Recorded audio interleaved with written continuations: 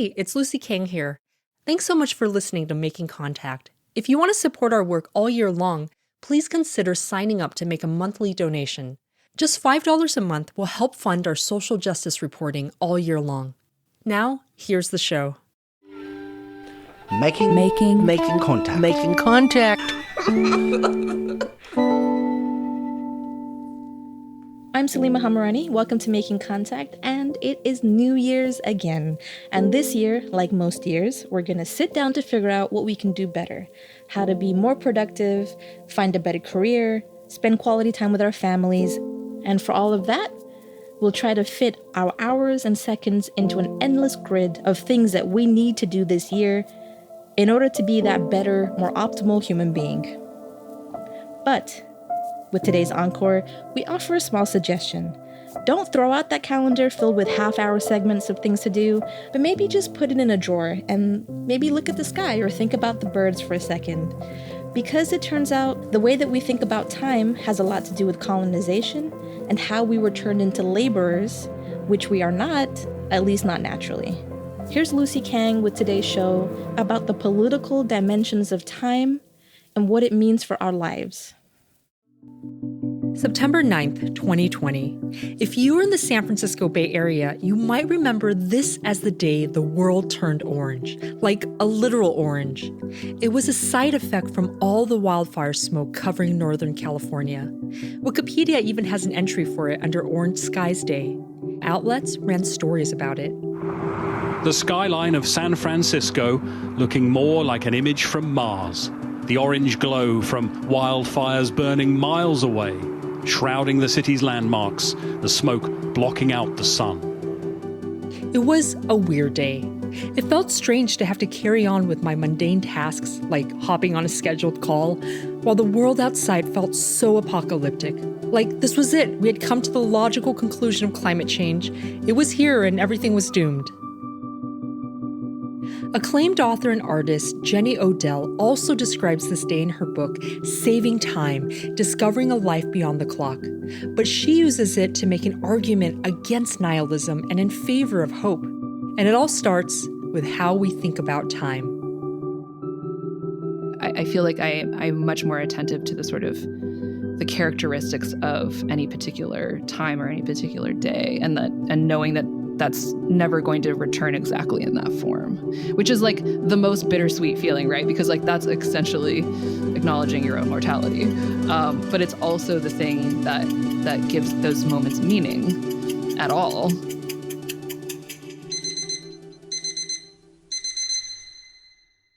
So at work, time is often seen as this fungible commodity.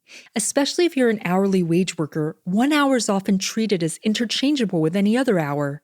But we also intuitively understand that our experience of time can feel so differently, like how an hour spent chatting with a good friend can fly by so much faster than an hour when we're waiting for urgent news.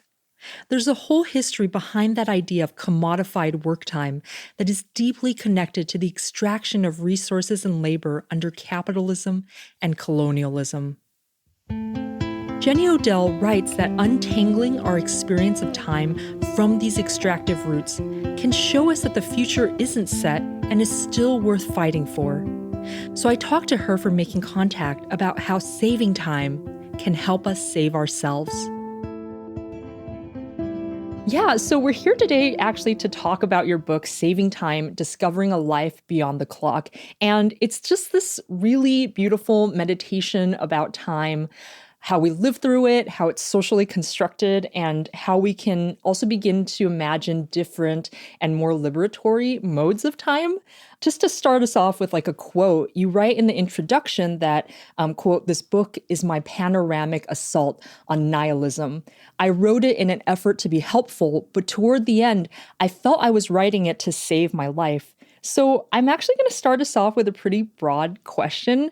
Why was it important for you to write about time, and how is time also a call to action? Yeah, I think, it's one of those things where it doesn't feel so much like you had an idea, but it's almost like the other way around, like something is chasing you for a long time. When I look back at sort of old journals or just things that I was thinking about, I found that I often was describing my relationship to time in terms that seemed painful on both the level of the everyday, which is just like, I never have enough time. I'm always rushing around. I feel that all time is money. And then on a longer range kind of level, right? Like as someone who grew up in the time that I have, just seems like, there's a lot of dread in the air and like sort of inability to imagine the future. It's this kind of combination of like, I'm racing against the clock, but I also feel that I'm living at the end of time. Kind of this like horrible combination. I had the idea for this book right before the pandemic started, but obviously the pandemic and the experience of time and the pandemic influenced the way I wrote the book. So it sort of made the question more urgent, I guess, or more immediate. This sort of like, how does the way that I reckon time or think about time change my experience of it and what I think it is, and therefore what I think is possible? Yeah. And there are moments in the book where you just like, it's so clear that you're grappling with your sense of fear and grief around our collective future.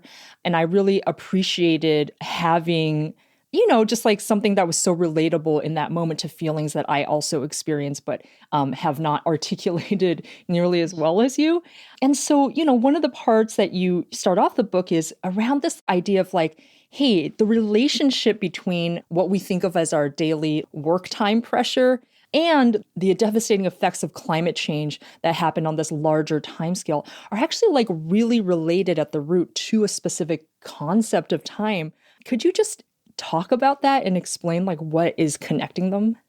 Yeah, as you said, those feelings seem very different, but when you sort of dig down historically, which is just something that I'm obsessed with doing, it's like, especially anything that we sort of take for granted or seems like it's just kind of like in the ether, and just really trying to pinpoint the things that led to other things that led to this kind of condition. And so when you dig down from each of those, you find this kind of common root. And I found in doing that research, I kind of started to think of like quantifiable abstract clock time as like an invasive species of time that had grown in one set of conditions, very specific historical conditions, specifically colonialism, and then was actually physically exported around the world. For anyone who's interested in this, I really can't recommend enough the book that I quote quite a bit at the beginning of my own, called The Colonization of Time. And that's written by a historian who's looking at specifically British colonists bringing these notions of time and work to colonies in South Africa and also Australia.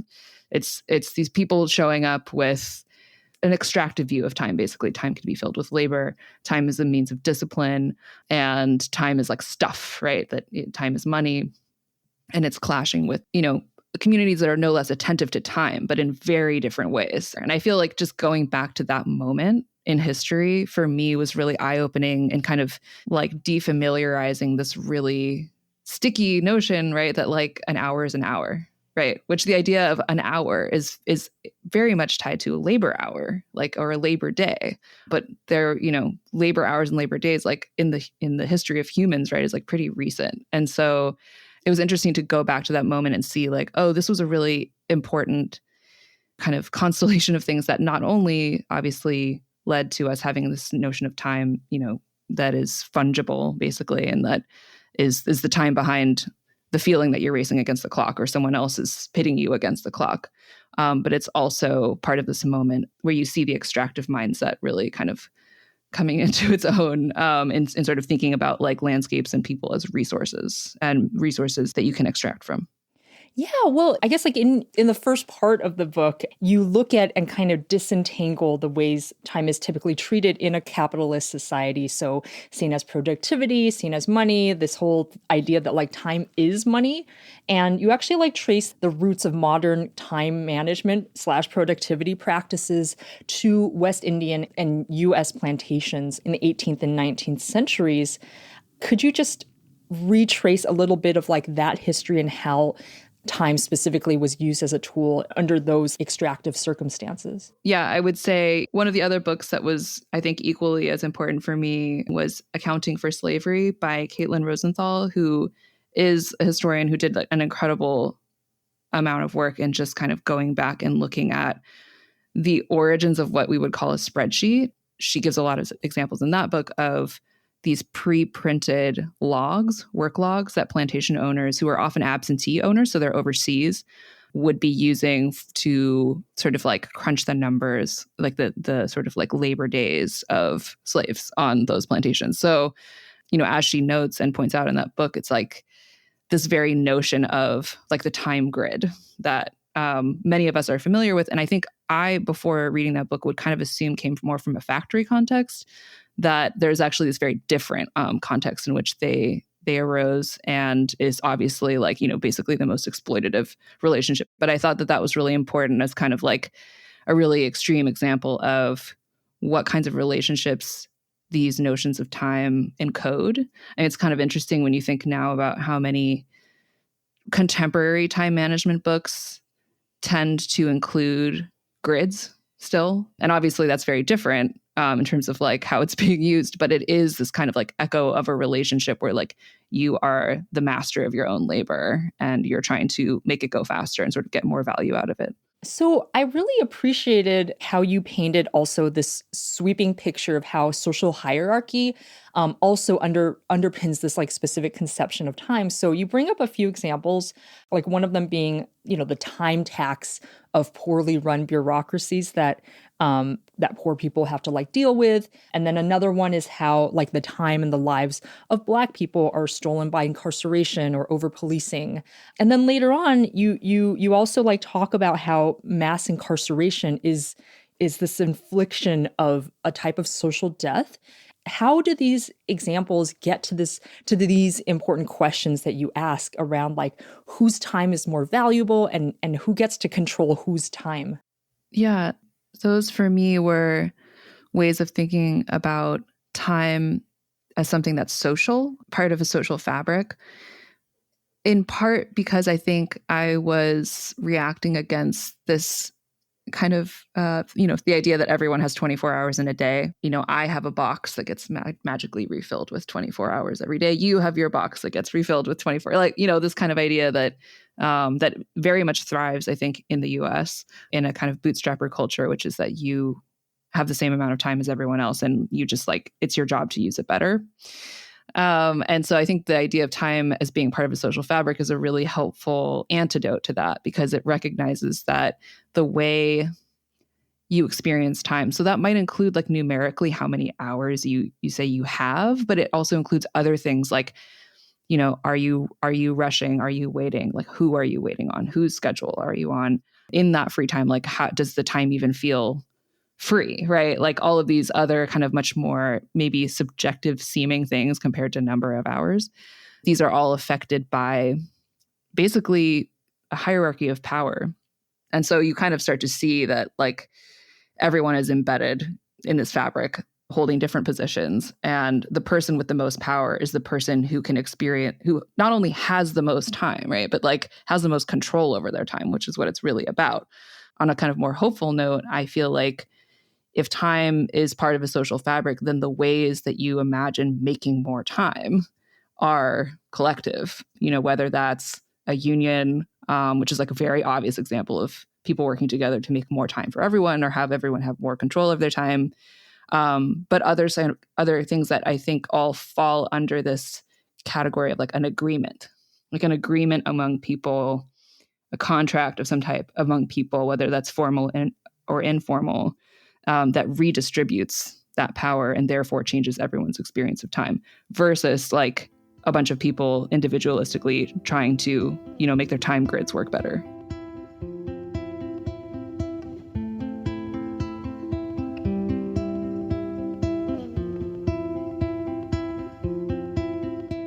We're jumping in to remind you that you are listening to Making Contact. If you like today's show and you want more information, or if you'd like to leave us a comment, visit us at radioproject.org. There you can access today's show and all of our prior episodes. Okay, now back to the show.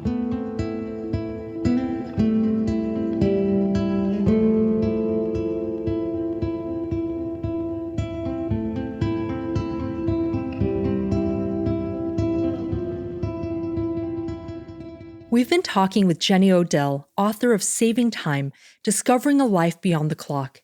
In the first half of the show, we dug into the ways we typically think of time as labor and money, ideas with capitalist and colonialist roots. On the rest of the show, we'll continue that conversation and learn ways to cultivate new ways of relating to time that can start to liberate our thinking and our lives.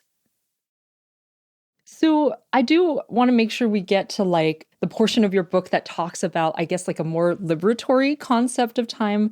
And like, throughout the book, you toggle between these really like intimate scenes to thinking about almost these impossibly large eons of geologic time. And then we get the sense of how, we are beings that really live within all these overlapping like systems and scales of time.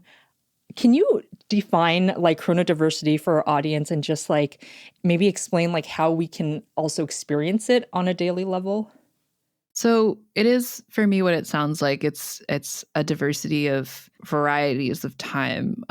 So, Barbara Adam, who's a sociologist that I quote, has written like really, really beautifully about just like, if you think about something as simple, I think she gives the example in one of her books of sitting on the plane and just all of the things that are happening. Like she's having memories of people in her family, but she's also on this plane going between these two destinations. And there's the timetable of the flight, right? Like there's just so many layers going on at any time, even if you think you're doing something as simple as, just like walking to the store, because we are people with memory and hopes and dreams, right?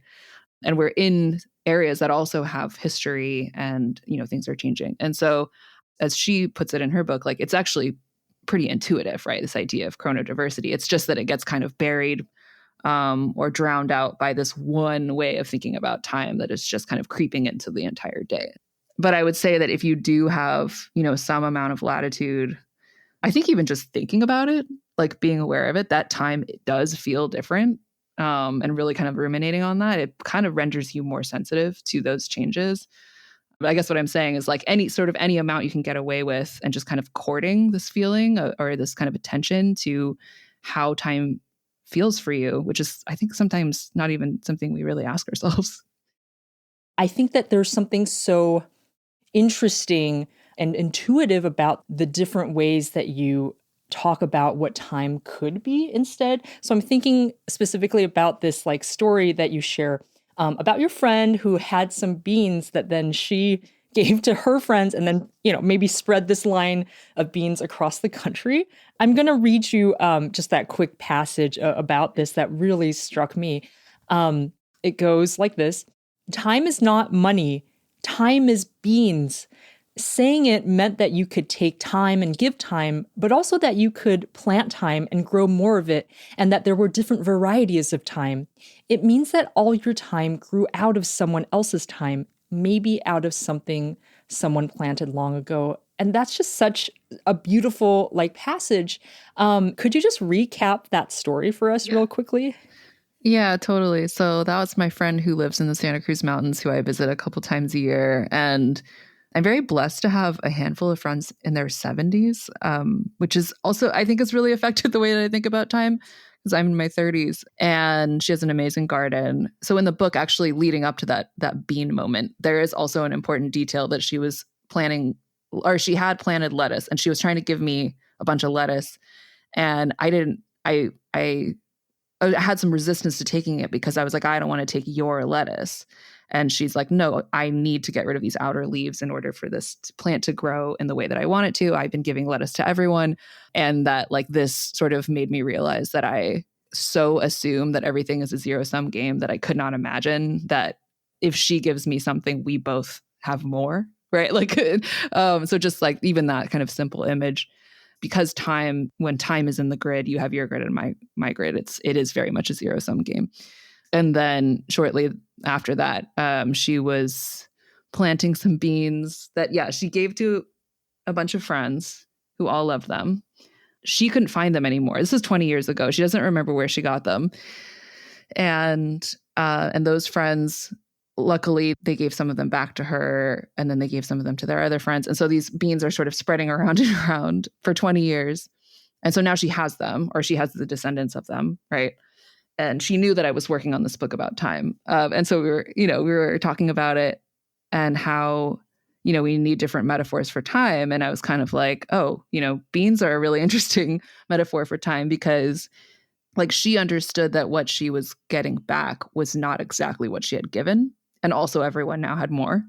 But also because, if you think about like an individual being, and I'm a person who, especially during the pandemic, I got really into beans. Like I've spent a lot of time thinking about beans, but I just hadn't really thought about the fact that they're also seeds, right? And so, like in a sense, right, like they can grow more beans. So they could, each one individually contains the possibility of other beings in the future. And I started to really prefer thinking about time in this way, because when I think back, just kind of trying to trace the origins of some of the most important things or experiences in my life, that does do a better job of explaining them. Like I think about like, something small that someone did for me a really, really long time ago. And maybe it actually didn't really mean anything or do anything for years. And then all of a sudden it opens up this whole new thing, right? This thing that leads to another thing that leads to like my entire life changing. And so I find that it's much more sort of like a generous and hopeful way of thinking about time that really encourages like interaction and like prizes interaction. And I still find, especially after writing the book, that I feel like less of a time hoarder. Like I don't presume to know what's going to come out of certain things. I've never been able to I've never lived anywhere where I have a garden, but I do know some gardeners like that friend. And I feel like I have the humility that a gardener has. A gardener is not really a master of that space, right? Like a gardener is a collaborator or a steward. They have some humility about what is possible to control and what you should even want to control. And I think that's how I feel more about time now. Yeah, absolutely. And it wasn't until I read that passage that I realized you could plant store-bought beans, that they're still like alive in that way. I was really like interested in the ways in which you describe like how we can begin to peel ourselves away from that habitual like vision of time. And you talk about unfreezing time as a way to decommodify it into something else. Can you like talk about how we can unfreeze time? Yeah, I use the example in the book of kind of like choosing something to pay attention to on an ongoing basis. So for me, that was a California buckeye tree in a park that I was walking through quite a bit during the pandemic. And, that's a tree. If you're familiar with a buckeye tree, it goes dormant in the summer and just has like a very striking kind of procession of, these buds that show up in the winter and they don't open until the spring. And then there's these amazing flowers with this incredible smell that I will only ever be able to smell at that time of year. And then those wither, and then the leaves sort of start turning brown, and then the whole tree goes dormant for most of the summer. And sometimes those changes happen really quick, right? Like it'll look different the next day that you walk by. And I think that really helped me to see, first of all, to see the tree as like not a static entity. The tree is alive. And also to see time as just, quite simply, time is just change, right? And change is registered in things and beings, and it's not really anything else. Like that's kind of it. It's kind of like trying to remove that grid and just trying to be as attentive, so closely attentive to that change that it feels more prominent just in that moment than like the clock or the calendar, because like that is what time is like at the end of the day, right? I got really into geology while writing this book, and I got a lot of help from Andrew Alden, who wrote Deep Oakland. He's so great. And it really gave me an appreciation for the fact that just nothing is standing still. Nothing is standing still. We live right next to a giant fault. So I think just that kind of appreciation that we're not these sort of like static entities producing work that are just somehow on top of this static world that is not speaking back to us or changing in any way. And, there is also a part where you talk about the fossil fuel industry and how it like has attempted to make its vision of the future all of our collective futures. BP, for example, is the corporation that popularized the idea of like the individual carbon footprint. What is the power that they have in like creating and controlling our time and our future? I mean, it's sort of twofold, right? It's like if we have a ticking, climate clock, it's because of them, right? So it's on a very sort of real material level, right? Like our time is being limited by them, and with all of the information that we have, like they're still opening up new extractive areas, and just it's insane. The whole idea of a carbon footprint calculator assumes that we're simply doomed to always use more and more, and your only avenue for change is for you personally to reduce your footprint. I mean, that's obviously important, but it's sort of like but it's the way that it's kind of framed, where it's like they're kind of like throwing up their hands. They're like, look, we just make the stuff. You're the ones who are going to keep asking for more of it forever and ever, because humans are economic animals, and that's what they do. It's selling you the idea of a future in which they will always have relevance, which makes complete sense for a company to do or in an industry to do. And you almost succumb to that idea that they're selling you, that this is just how it's going. And then you're like, wait a minute, who has the most vested interest in making this seem like the inevitable future? I think that leads us really well to my last question for you, which is just, near the end of the book, you say, quote, it makes me wonder if one meaning of having time is to have HALVE time, to make a cut in Chronos and hold the past and future apart as much as hope will allow. So my question is, what is the role of hope, and how do you hope that time can save us? Yeah, I think of hope as being extremely related to how you see the future, whether you see the future as open-ended or not, and that these two things have like a deep relationship to each other. I wrote a letter to the future for the Sydney Writers' Festival, and I delivered it there. On the one hand, you have declinism, which is like the belief that everything is always going to get worse. Everything is necessarily getting worse. And then on the other hand, you have kind of almost like triumphalist obsession with technological progress, which is like similar, but kind of going in a different direction, right? And trying to find something in between those two. And I ended up talking about this phrase in Tagalog, bahala na, which depending on who you ask, I asked my mom, she said it meant like whatever happens, happens. But it's just kind of like, it's like the thing that you would say, like when you're not 100% prepared and you're just going to you're just going to do it. Like you're just going to go into the situation, and you are sort of accepting the present situation as it is, not as like just or desirable, that you're just accepting the contours of the moment that you live in. Like I was born at the time I was born. This is the task that lies in front of me. How do I creatively respond to this? And to me, that's really been the thing that has saved me from that despair that I talk about at the very beginning of the book, where I have no relationship to time, like where I have no relationship to historical time, where you actually you see how many moments of contingency there were in the past, in your own life, and then in historical time, where people have fought against the odds over and over again, right? And those things have led to conditions that we all now take for granted. So it's sort of like our task in this moment to see that contingency again and make our own response to it. And for me, that really changes the way the future looks.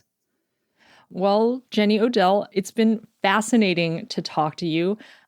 Just thank you so much for inviting us inside, the world of your book, which is also your world and also your time, for a little bit. It's just been such a pleasure to talk to you. Oh, thank you so much. It was my pleasure. That was Jenny Odell talking about her book, Saving Time, Discovering a Life Beyond the Clock. And that does it for today's show. If you want more information, visit us at radioproject.org or leave us a comment on Twitter or Instagram. We'd love to hear from you. I'm Lucy Kang. Thanks for listening to Making Contact.